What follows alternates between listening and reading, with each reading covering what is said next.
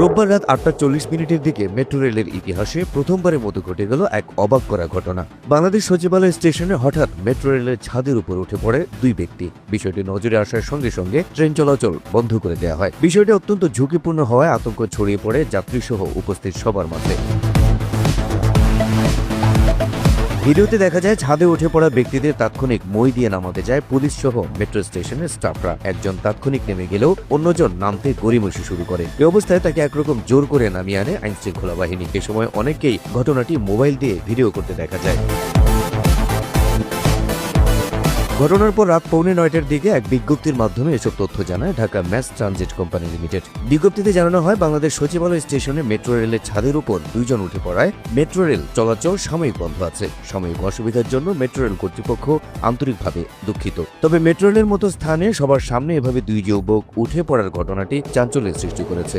স্টেশনের নিরাপত্তা নিয়েও প্রশ্ন তুলেছেন কেউ কেউ।